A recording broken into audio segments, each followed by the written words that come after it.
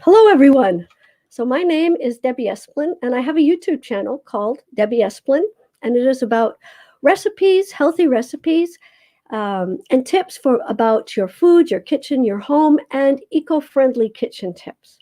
So back in the fall, I did a video on the plastic waste crisis in Canada, and I wanted to share this as an update to that video. So I will get started very shortly. So if you are watching, please let me know who you are and where you're watching from. That would be great. Please also ask any questions. If you have questions, don't be shy. Ask your questions. I'm just putting that in the chat. There we go. And I would love to hear from you. I'd love to hear what you have to say. So I'm going to share my screen and we will look at the information that I wanted to share with you. So here we go. So most of what I'm going to share with you is based on the science assessment of plastic pollution by the Canadian government in October 2020. And this is part of the whole initiative of the Canadian government to have a zero waste plastic plan. And they want Canada to be not using single-use disposable plastic by 2030. Now, really, when we talk about plastic, we're talking more about single-use plastic. So we're not talking about, reusable food plastic storage containers. We're talking about single-use water bottles, Ziploc bags, grocery bags, things like that. And we may use them more than once, but they're basically intended to be used once. So plastic use has increased dramatically since the 1950s, very dramatically. And in Canada, 9% of our plastic waste is recycled. And if you want to know more about that, I've done a video on the plastic waste crisis, and it explains why the recycling rate is so low. And I'm linking that playlist in the video comments below this presentation.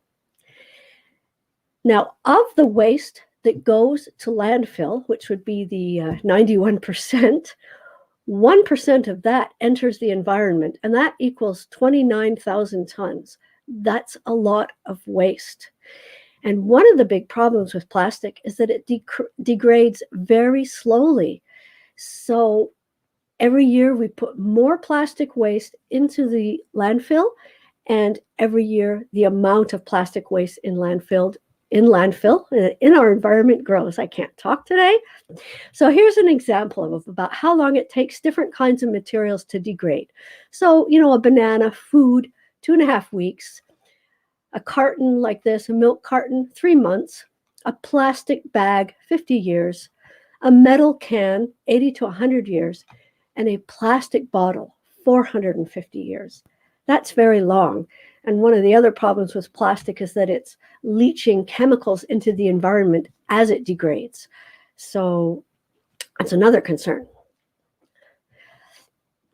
So in Canada, on the shorelines, ocean shorelines, and also the Great Lakes shorelines, the most common types of litter that are found are cigarette butts, and they have some plastic in them, cigarette butts, bottle caps, plastic bags, plastic bottles, and straws.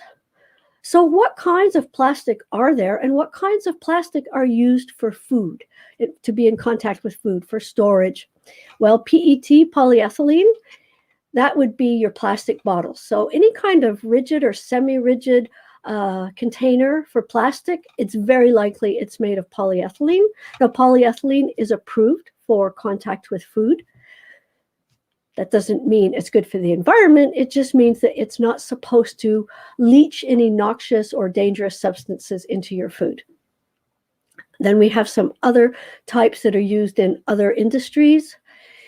Here we have polypropylene. That's also another kind of plastic that is also approved to be used with food. Generally, it's used in food containers. Polyethylene, the most common use of polyethylene for food would be your plastic grocery bags. And then we have polystyrene used in packaging and other industries. And then down at the bottom, we have polylactide. So polylactide is actually made from a lactic acid. So it is biodegradable, which is a good thing. But one of the problems that happens with it is that if it's got color printed colors on it, images or words on it, those dyes that are used to print on the PLA may leach into the food. There's research that is ongoing, and there's different opinions on how dangerous PLA is. Not the PLA, but the dyes that are used if you're going to print on it. But it is used for food containers as well. So another concern is microplastics. These are very tiny pieces of plastic that are found in water and soil, and they may even travel through the air because they're so small and light. A lot of our microplastics come from textiles, but not all. Some of them are actually put into products deliberately to provide a certain amount of scrubbing action, as an example. Because it's getting into our water, there is some concern about microplastics in our water supply and in bottled water. There have been some tests that have found microplastics in bottled water. And one of the problems with that is that means we're ingesting the microplastics into our body. And that's not necessarily a good idea. So plastic pollution, it impacts every aspect of our planet and our lives. It impacts the water, the air, the animals and their habitat. The animals get entangled in the plastic or they eat it, so it can kill the animals. But on top of that, once we eat these animals, then it impacts us as well as the fact that it's also in our soil and our water and our air. So it's a really serious problem. Now, this Canadian government study that I'm referencing, it's very detailed and very long. It would take me probably a whole day if I was going to try to cover the whole report. So I'm just pulling out some key points to share with you on how serious this plastic crisis is at this point in time. And, and also I'm going to talk a little bit later about what the Canadian government is doing a little bit. This is really a kind of a cursory update. It's not an in-depth 2 or 3 or 4 hour lecture on the topic. So plastic packaging for anything is the biggest user of plastics. So whether it's food, whether it's healthcare, cosmetics, whether it's books, whether it's when you get a box from Amazon now, they use these, and a lot of companies use this. They've got the this roll of thin plastic, and they fill it with air, and they put little cuts in it, and that becomes their packaging material. So whether it's that kind of plastic, packaging is the biggest use of plastic. Then we have automotive parts. There's a lot of plastic being used in cars, textiles, electrical and electronic equipment, construction, appliances. I couldn't see. Sorry, hang on. And I have a window here in my way. Sorry, there we go. Agriculture and other.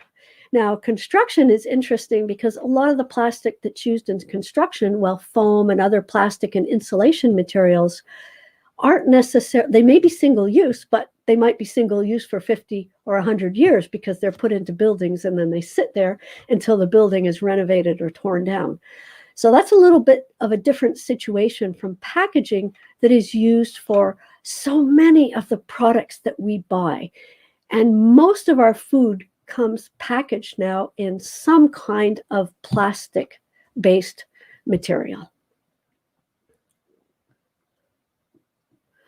And now I can't get my screen to move. There we go. Yeah, so as I said, these are the common uses of plastic packaging or plastic. Now let's look at some recycling facts. So paper and cardboard are recycled almost 54%, and corrugated boxes 96.5%. So that's very good. So you can see that paper and cardboard are easy materials to recycle. There's a big market for those recycled materials, and they're much more likely to be recycled. So as much as we can switch our packaging to be made of paper, cardboard, and corrugated boxes, it will reduce the amount of plastic packaging that we're using. Steel also has a pretty good recycling rate, almost 75%. aluminum 50%, and plastic containers, depending on the type of container, the type of plastic, 16 to 29%. So as much as our manufacturers and our grocery stores could convert from using plastic, and when I say plastic, I'm including foam as well, to paper, cardboard, and corrugated boxes, it would reduce the amount of plastic, single-use plastic, that goes to landfill. So now let's just take a look at what the government is planning a little bit. So they're planning to ban the use of single-use plastic in Canada by 2030. So they want to have prevention. So that means just cutting down on the use, improving and changing design so that we don't need to use plastic as much, and increase the amount of people, increase the number of people that are aware of this problem and actually try to make changes in their home to reduce the amount of single-use plastic in their home. And that's really the focus of what I'm going to talk about, is what we can do as consumers. They also want to work on collection and cleanup, and then value recovery, which would be recycling and research, and also expanding the markets for the use of recycled materials. So as consumers, what can we do? And before I get to this topic, I'm just going to go check the comments and just see if anybody has a question. Okay, well, that's great. There aren't any questions. I don't mind questions. It's great if there are, but if there aren't, that's fine too. I'm going to go back to my presentation. Let me just share my screen again. But I am happy to answer questions if you have any. So what can we do as consumers? Well, we can get single-use disposable plastic out of the kitchen. And I've done a few videos now on different products and different tips so that you can actually get your Ziploc bags and your plastic wrap and your plastic straws and your plastic forks and other kinds of materials like that out of your kitchen. And so that when you go to the grocery store, you're not buying maybe from the deli counter, you're not buying salad in a plastic container, you're bringing your own. Or when you go to a restaurant, you're not getting your leftovers in that foam container they like to use. They use foam number 6, which can't even really be recycled in most places. So check out those videos if you want to know more and have more tips on what you can do just to make your kitchen a no-go zone for single-use disposable plastic. And I've been doing this since last summer, and I have managed to stop using Ziploc bags and plastic wrap in my kitchen. And I have found that the products I'm replacing them with are even better. So check out my videos to find out more. Another thing you can do is talk to your local grocery store manager. Whether it's a small store or whether it's part of a big chain, talk to your manager. If enough people start going to their grocery store manager and saying, you know, I really don't like it that you're putting zucchini on a foam tray with plastic all around it. Why not just leave it loose in the grocery store?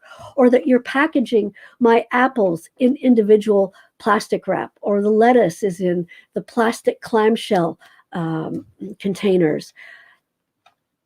And, you know, ask them to stop doing this. I think I need to cut my bangs. They're irritating me. Now, of course, just talking to your local grocery store manager may not go very far, and it may. It depends on the manager.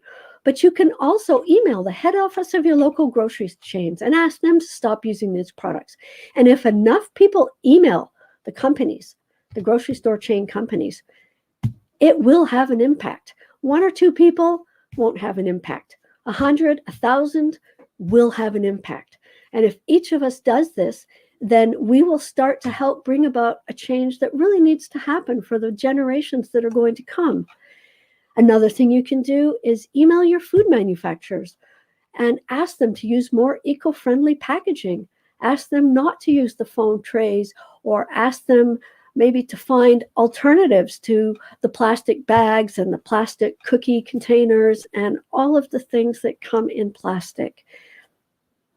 And another thing you could do, this is a bonus tip. I didn't put it in here, but I'm going to tell you about it. So bonus tip, get yourself a Brita filter system. That's the easiest way to do it. You can also install a water filter at your sink in your kitchen, but the easiest way is just get a Brita filter pitcher and the Brita filters. Filter your water, buy reusable water bottles, and take those with you. Stop buying water in plastic bottles. Now, if you live in an area where your water isn't safe and you have to buy your water, then you can buy the really big 4-liter jugs or the 20-liter jugs if you have a water dispenser. That's a different situation. First, your water has to be safe. If your water is safe, then you can stop using the smaller disposable plastic water bottles, just so that you have water when you're wandering around. Now, if you're camping, you may not have a choice, but when you're in your home environment and you know the water's safe, get yourself a Brita filter, get yourself some reusable water bottles, and stop using those plastic water bottles, because they are all over our beaches, they are all over the ocean, and they are all over the Great Lakes, and it's going to be 450 years at least before they break down. That's a very long time. And every year there's more and more of them. All right. So back to the presentation. So another thing you can do is you can contact your local government officials and you can ask them to make this a priority. Ask them to, work on this. Maybe your local government officials or your national government officials, maybe they're already working on this, but maybe they're not. So, let them know you want this. As somebody who votes for them, you want action on this, and it will make a difference. If you're very committed or very interested, you have the time or the energy, you can also join an organization to help push for change. There's a number of ones. So that's another way to get involved. Also in Canada and in other countries in the world, many countries, but not all, and unfortunately not in the United States, there is a company called TerraCycle, and they will recycle a lot of things that we have trouble recycling in our municipal programs. Like they will take Brita filters, but also Brita will also take them back. They will take makeup, old makeup, and they will get the makeup out and recycle the plastic. They will take a ton of materials. So look into that, and the link to TerraCycle is in the video description. There's also a list of plastic recyclers in Canada. So if you want to know more about the companies that are recycling plastic in Canada, there is a list from 2020, and that link is also in the video description. And another thing you can do to try to reduce the amount of microplastics in our environment is to install a filter on your washing machine wastewater pipe, and it will capture the microfibers or the microplastics.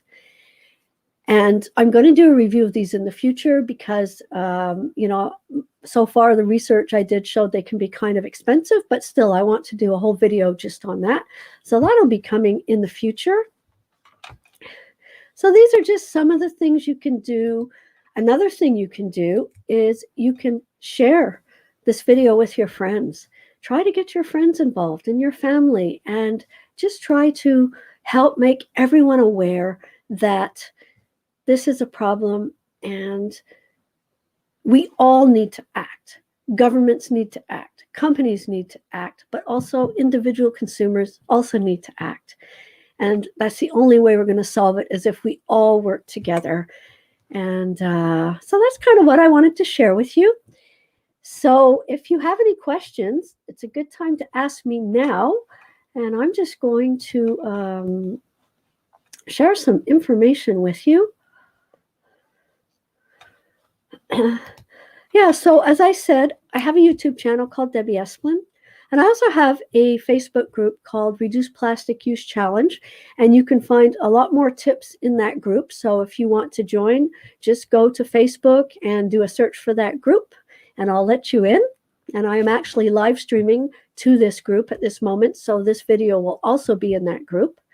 And I also have a page where I post my recipes and some of my other information, so you can always check that out. It's called Kitchen Sense and Information, And if you like this video, if you like this kind of content, if you think there's some value in this for you, then like this video or like this presentation, and subscribe to my YouTube channel if you're not already subscribed, and share the video. So I don't see any comments. So I am going to just double check. Questions, I mean. I don't see any questions. And I've kind of covered the basic update that I wanted to cover. But please do check out the videos that I have with all the tips, how you can get single-use disposable plastic out of your kitchen, because there's a lot of ways, and it will really help in the long run. And it will save you money in the long run, because single-use plastic is expensive. So everybody have a good day, and stay safe and stay well. And I look forward to seeing you in the next video. Thanks a lot. Bye.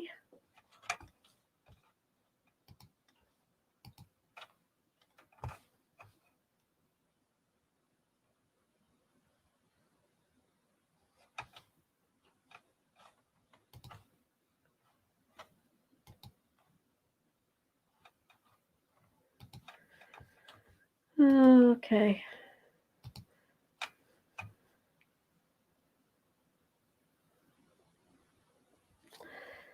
There's a problem with my internet connection, so I can't end the broadcast. I am going to connect my phone. And in order to do that, I am very sorry, I have to disappear. I will be right back. Thanks for watching.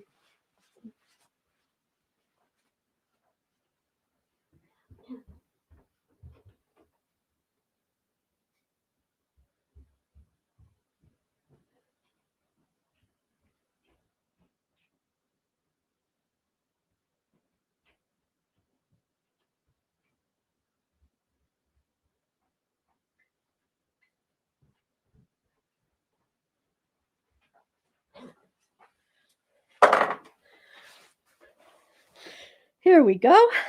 I wasn't even planning on it, but we got a nice blooper at the end, because all of a sudden my computer has trouble connecting to the internet, and so I can't close the broadcast. And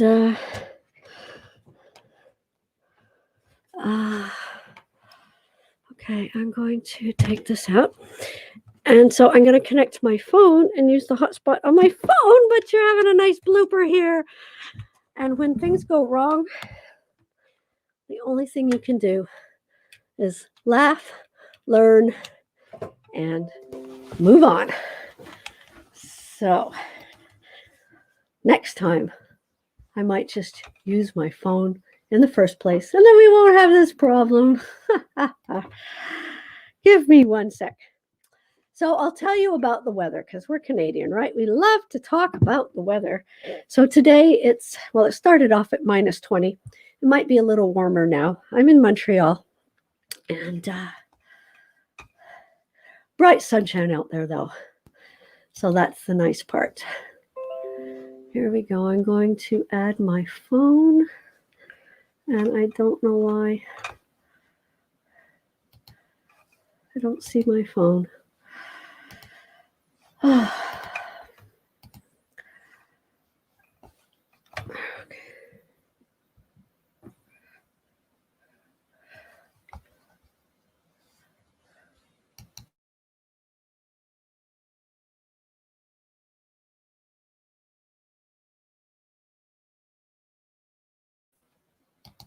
All right, everyone. Hopefully this time it works. Bye.